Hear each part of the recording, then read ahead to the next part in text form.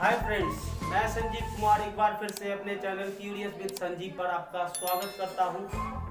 और अब आज से मैं पॉलीटेक्निक से संबंधित आपके जो एंट्रेंस एग्ज़ाम होगा उससे संबंधित वीडियोस लेकर आऊँगा, जो आपके लिए आने वाले जो एग्ज़ाम है उसमें बेहद महत्वपूर्ण होंगी और हेल्पफुल होंगी। और अगर आप ध्यान से देखेंगे तो आपको समझ में भी आएगा, क्योंकि विद कॉन्सेप्ट के समझाऊंगा मैं।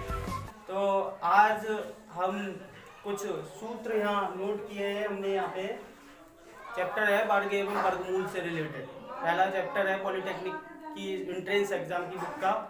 तो पहले हम उसके कुछ फार्मूला देख लेते हैं, फिर उसके बाद में कुछ क्वेश्चंस करेंगे। ठीक है, ध्यान से।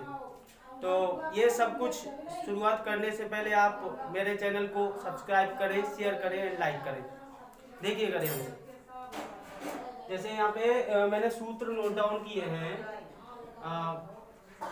पहला है इसमें कि सम संख्या का वर्गमूल सम संख्या होता है। यदि ऐसा कोई क्वेश्चन आता है कि सम संख्या का वर्गमूल क्या होगा, तो उसमें वो विषम संख्या दे देगा या कोई अगर परिमेय संख्या दे देगा या परिमेय संख्या दे देगा, इस तरीके का ऑप्शन देगा।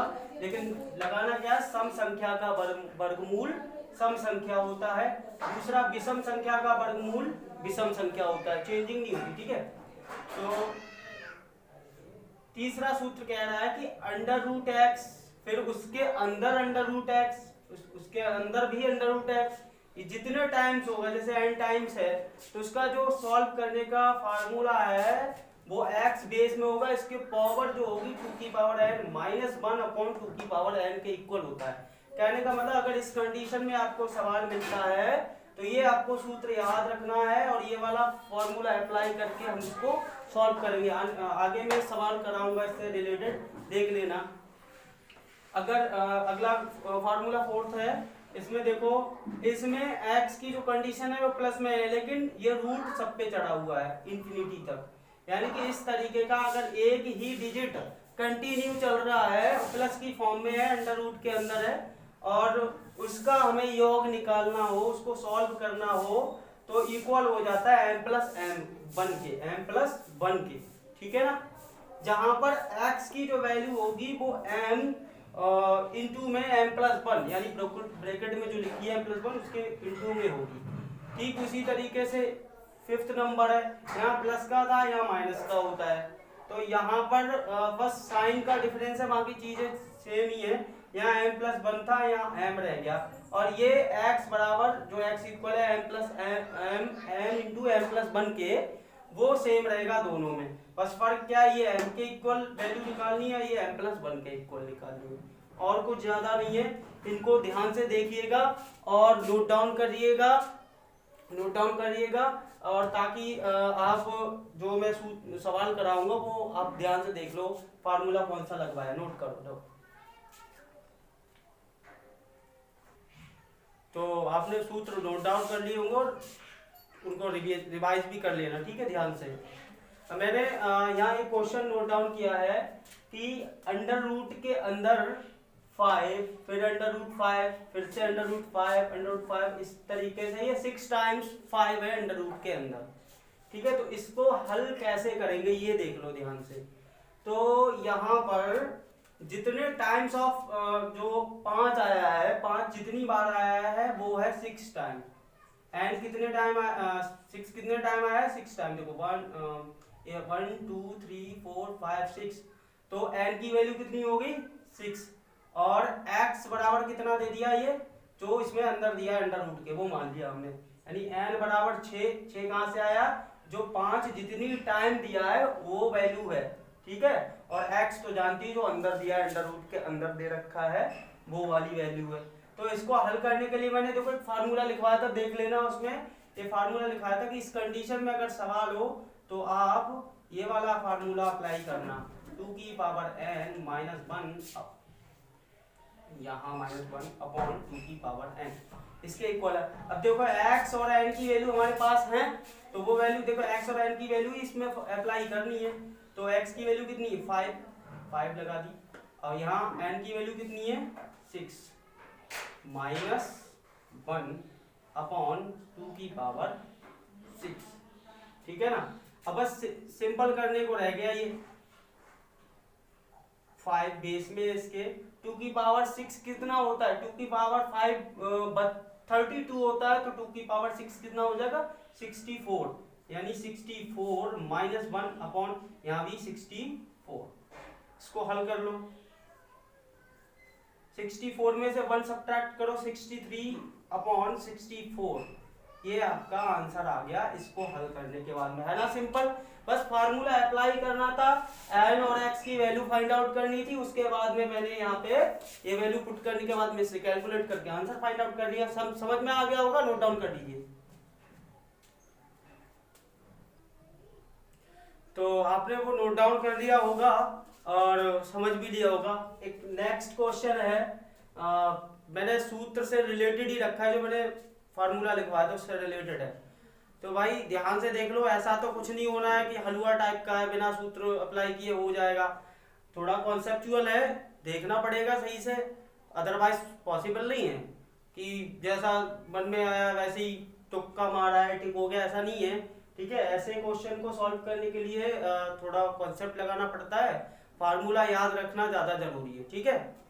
तो इस तरीके का मैंने एक फार्मूला लिखवाया था, under root X plus under root dot dot dot करके इन्फिनिटी तक उसका मान निकलवाया था मैंने कि m प्लस 1 के इक्वल होता है, और जहाँ जो x की वैल्यू होती है वो m इंटू एम प्लस 1 के ब्रैकेट में m प्लस 1 होता है उसके इक्वल होती है।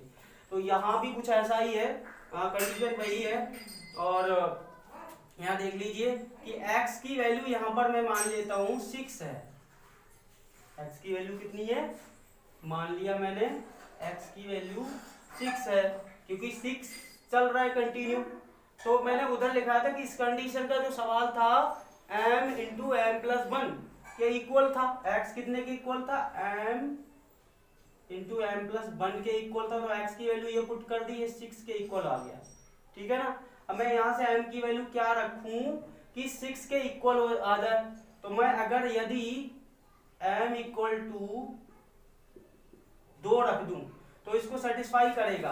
कैसे सेटिस्फाई करेगा, देखो m प्लस 1, अगर m की वैल्यू 2 रख दूं, 2 इंटू 2 प्लस 1 तो 3 हो गया, ये 2 प्लस 1 3 2 जा या 2 3 जा इक्वल हो जाएगा 6 के, तो हो गया। यानी हमें m की वैल्यू ऐसी फाइंड आउट करनी है कि जो इसको सही से सेटिस्फाई कर दे। या तो ये छोटी संख्या थी तो हमने पुट आउट कर दी, लेकिन अगर बड़ी यहाँ पे वैल्यू दे दे तो हम क्या करेंगे, इसकी इससे मल्टीप्लाई करके फैक्टर निकालेंगे, फैक्टर निकालने के बाद में जो वैल्यू आएगी वो वाली अप्लाई करेंगे, ठीक है ना। तो यहाँ छोटी सी वैल्यू थी इसलिए हमने यहाँ पे ऐसे ही लेट कर लिया, या सपोज करने के बाद में m इक्वल टू 2 रखने के बाद में जो सेटिस्फाई कर रही थी यह रख दिया मैंने। अब देख लीजिए आगे, अगर ये m की वैल्यू 2 अप्लाई कर रहा है यहाँ पे जो सेटिस्फाई हो रही है, तो मैंने क्या बताया था कि इसका मान किसके इक्वल था, m प्लस 1 के, तो मान किसके बराबर आ जाएगा, मान मैंने बताया था कि इसके इक्वल था m प्लस 1 के, तो m कितना है 2, m 2 है और 2 प्लस 1 कितना आ गया 3। इसका मतलब ये हुआ कि इसको हल करने के बाद में जो आंसर आएगा वो 3 होगा, है ना। छोटा सा बट थोड़ा सा कॉन्सेप्ट याद रखना है, तो समझ में आ गया होगा। सिंपल तो कुछ सिंपल है, टफ नहीं है, बट समझोगे तो सिंपल है, अदरवाइज तो टफ लगेगा ही। तो आप इसको नोट डाउन कर लीजिए ध्यान से, ठीक है, नोट डाउन कर लीजिए। तो वो नोट डाउन कर लिया होगा और समझ भी लिया होगा। तो एक और क्वेश्चन है 3rd नंबर, देखो ध्यान से। यहाँ पे यहाँ कह रहा है कि अंडर रूट 1 प्लस 25 अपॉन 144 मतलब 144 है, इक्वल है 1 प्लस एक्स अपॉन 12 के हो, तो x का मान ज्ञात करवा रहा है, यानी कि इसको हल करके हमने x की वैल्यू निकालनी है, ठीक है। तो हम यहाँ लिखेंगे हल, ठीक है। तो अंडर रूट पहले इसको हल करना है तो यही उतार लो, 144 is equal to 1 plus X upon 12। इसका एलसीएम ले लो, 144 का 1 से मल्टीप्लाई करोगे तो 144 हो गया, plus 25 upon 144 under root equal to, चाहे इसका भी एलसीएम ले लो कोई दिक्कत नहीं, 12 एकम 12 हो जाएगा, 12 प्लस एक्स अपॉन 12 हो जाएगा, ठीक है। ऊपर कितना हो गया 169 अपॉन 1 अपॉन में हो गया 144 is equal to 12 plus X upon 12। 169 का जो स्क्वायर रूट होता है, वर्गमूल होता है, वो 13 होता है, और 144 का जो स्क्वायर रूट होता है वो 12 होता है। अब इनके इधर उधर एक जैसे हर है तो इनको कट कर दो, कैंसिल कर दो, क्या बचेगा हमारे पास 13 इक्वल टू 12 प्लस एक्स। हमें तो x का मान चाहिए था, तो x को एक तरफ पक्षांतर कर लो और अंकों को एक तरफ पक्षांतर कर लो, तो 13 में से 12 घटाओगे कितना आ गया 1, यानी x का मान कितना है 1। ठीक है, इसको हल करने के बाद में जो आंसर आया x का मान 1 आया। तो आप एक ये समझ में आया होगा, सिंपल सवाल था, ज्यादा टफ नहीं था।